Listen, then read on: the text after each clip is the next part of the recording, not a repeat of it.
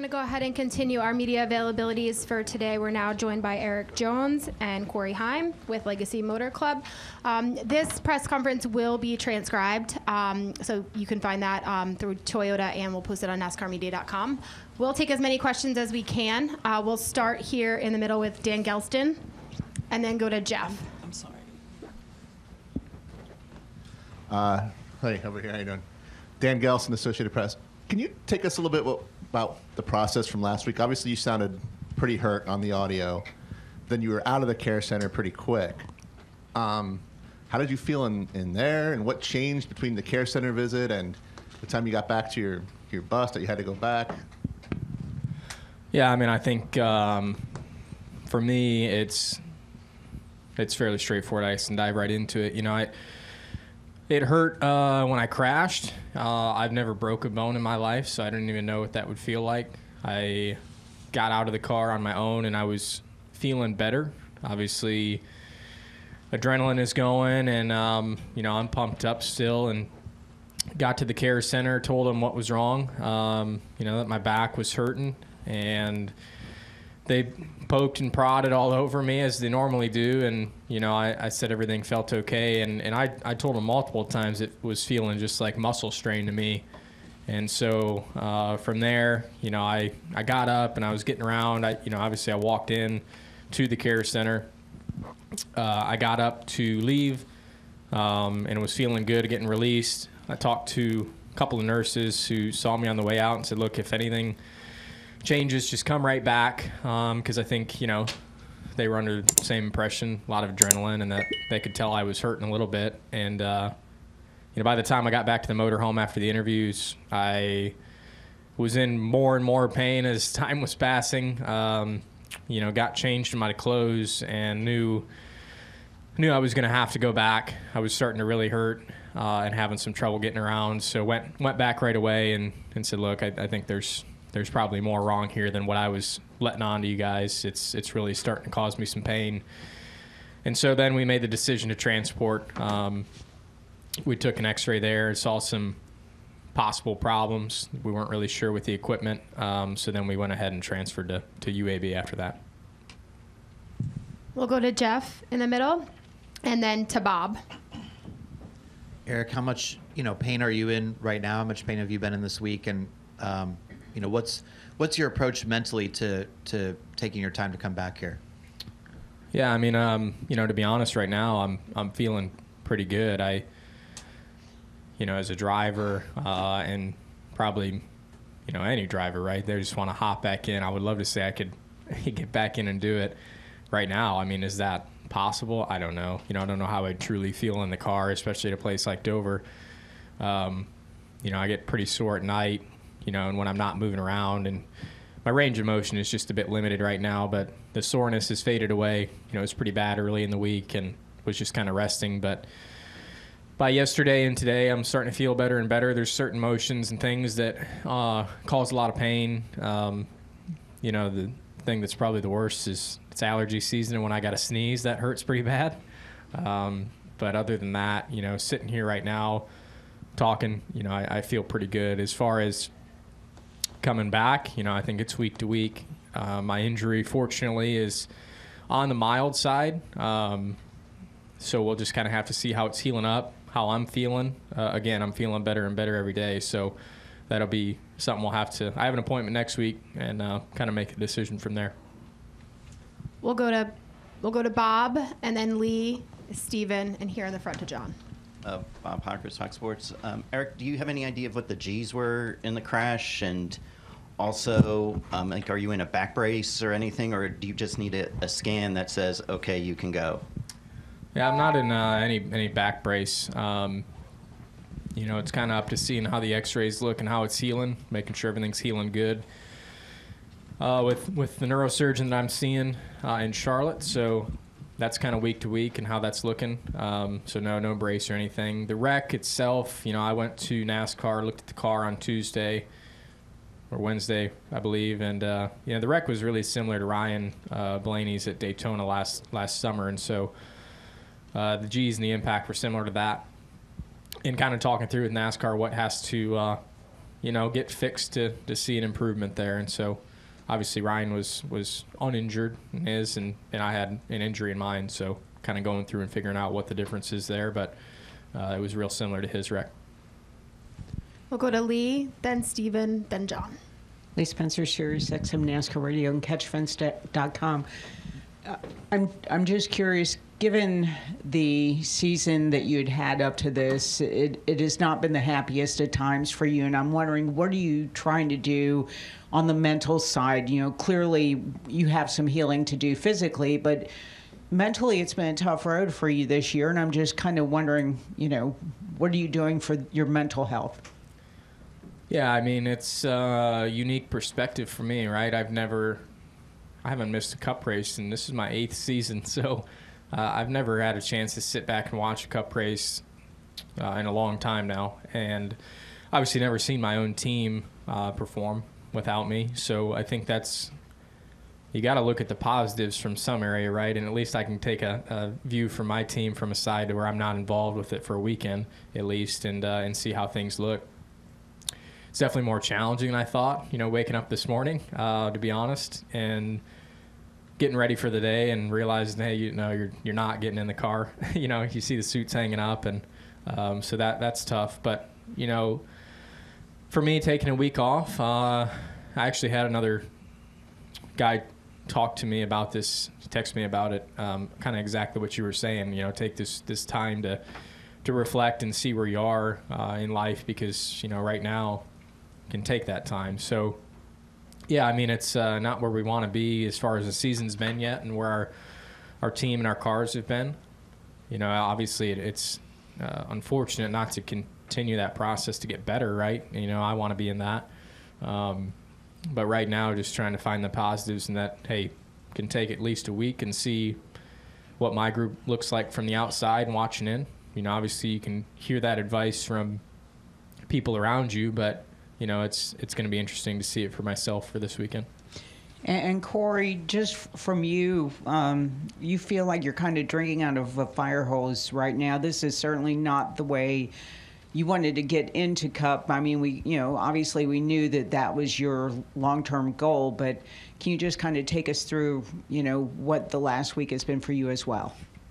Yeah, it's certainly been a busy week for me. Never had sat in one of these things until about an hour from now. So, yeah, I mean, for sure, just trying to do the best I can for this group. They've consistently been getting better throughout the year, and I'm just super grateful for everyone at Legacy Motor Club and the people there for, doing everything they possibly can to get me ready, including Erik. He's sat in all of our meetings, so huge props to him for doing that, and Jimmy as well, just the guidance there. But there is really just a long list of men and women at Legacy Motor Club that have helped me get prepared for this race, and, I would be lying to you if I said I wasn't, a little nervous about it, just because I'd never sat in one of these cars before. But, my job is to do the best I can for this 43 group until Erik comes back. We'll go to Steven, then to John, and then back to Jeff. Steven Stump, frontrush.com. Erik, to start to kind of, bounce off of what Lee said, this is your first race, the Cup race you won't be running since 2016. How frustrating is it to, be here and know that you can't get behind the wheel, but also at the same time, how great is it to see that you're healthy enough to, be able to travel with the team and cheer everyone on? Yeah, it's twofold to what you said, right? I mean, I'm not in the car, but, the wreck and the injury I had, it could have been a lot worse in a lot of ways. So I think that is a testament to the safety.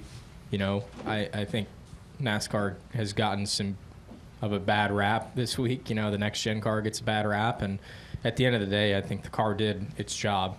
Unfortunately, this is an injury we've seen in the truck series, and obviously that's the old style car. And this is the first we've seen this injury in this car, but it's an impact that has caused that injury before. So, fortunately, like I said, it's not worse. What was the first part of your question? I guess what's kind of the emotions around, being here at the track and you just aren't able to run tomorrow. Yeah. Well, yeah, I mean, it's definitely depressing in a way, right? It's I never, especially when I was younger, starting my career, never thought I would miss a race or anything, right? You see guys along the way miss races for injuries and sickness, and I was like, man, I'll never be one of those guys. Like, I'll make every race as long as I race, you know, and there's nothing that can keep me out. And I think we all think that as drivers, no matter what age or how old or how long we've been doing it. So when you get kind of faced with that reality, it's definitely a changing perspective for you, for sure. But, you know, the only thing that went through my mind through it, you know, I found out Tuesday that I wasn't going to be able to race this weekend, is that going and helping these guys get ready. You know, helping Corey, talking to him, talking with Dave. Obviously, he hasn't worked with, you know, anyone else in a minute, and especially someone making, I don't think anyone ever making their Cup debut, you know, so that's a bit of a different weekend for him as well. So just trying to get these guys ready to go is the biggest thing for me. Okay. And then for Corey, this is, you know, as reserve driver for Legacy, this has been a role you've been in to start the season. What has it been like in terms of sim time working with the team, Jimmy, all the other drivers, both before this week and after you got the news that you'd be driving this weekend? Yeah, working with Legacy Motor Club from the start of the year, I think has given me a little bit of a head start, I guess, on this week. I mean, of course, you never expect something like this to happen, but at least being able to talk to Dave and the other two teams at Legacy Motor Club, just being able to form those relationships from the start of the year kind of kickstarted this week a little bit better for me.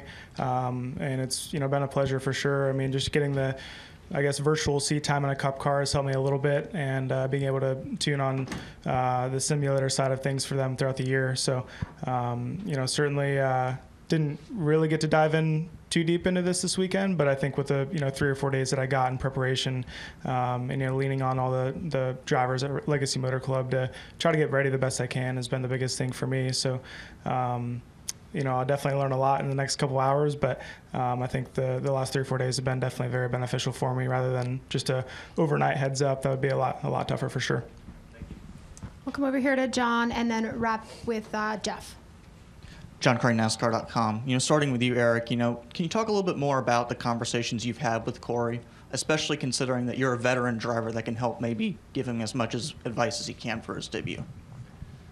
Yeah, I mean, a lot of it has been, you know, about the differences in the car. You know, I'd say making your Cup debut now is somewhat more challenging than what it was when I did it.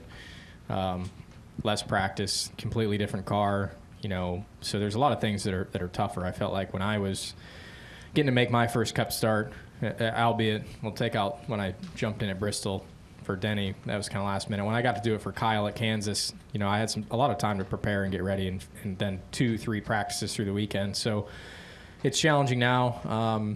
You know, I think the biggest thing is setting expectations. You know, I think for me, in my first Cup start, you know, in my mind, my plan was to win the race, and that was probably the wrong plan, and I ended up wrecking myself towards the end of the day. So, you know, I think getting expectations that, you know, running all the laps and not crashing is a great debut, you know, for most. So talk to him a little bit about that, and then, you know, the rest has been just about the car and what the differences are there, and trying to prepare for, you know, going from trucks and Xfinity to this car and what it's going to be like.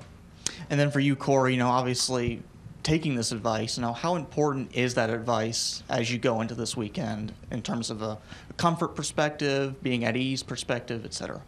It's huge for sure, and I think any good advice I've gotten has been super crucial for me throughout the weekend. You know, I think for us, we're just going to try to take it one step at a time. And we've got the 20-minute practice on qualifying, and then we're going to take it stage by stage from there. So, you know, it's certainly not going to be easy, but it's a longer race than I've, you know, been accustomed to within the trucks and Xfinity stuff. And I've also got the Xfinity race as well to kind of lean off of as well. So I've got the time this weekend to sort of figure it out. I don't know if I'll, you know, feel like I've figured it out by the end of the weekend. I'm sure it's going to take me a lot longer than just this weekend, but any advice has been super important. I mean, I've been reaching out to as many people as I possibly can just to try to gather all the information and just have a decent idea, at least with these, you know, 20-minute practices. It's pretty brutal to wrap your head around a completely different style of race car within that time frame. But, you know, my job once again is just to do the best I can for this 43 group and move forward from there. We'll take a final question from Jeff. Corey, you know, obviously on a personal level, this is something every driver wants to reach the Cup Series. So how do you balance the excitement and the nerves with, going out there and feeling like you have to execute? Like, do you allow yourself to, enjoy this or appreciate it all, or is it just, just mission focused at this point? For sure. I mean, admittedly, I haven't really been able to digest this quite yet. I mean, it's definitely a pretty last second and big opportunity for me, among, unfortunate circumstances. But it is definitely cool for me to be able to, make my debut with the 43 group. I think they've been going in the right direction and, got a cool paint scheme on the car. I get to be teammates with Jimmy and John Hunter, and just being able to, do that is super cool. But I think in the moment, it's just I'm so focused on practice and qualifying right now. I haven't even really been able to think about that. So, I think when I reflect on it, it'll be a really cool moment for me. But right now, just definitely focused on the present. All right, that's all the time we have for today. Thanks for your time, gentlemen. Thanks.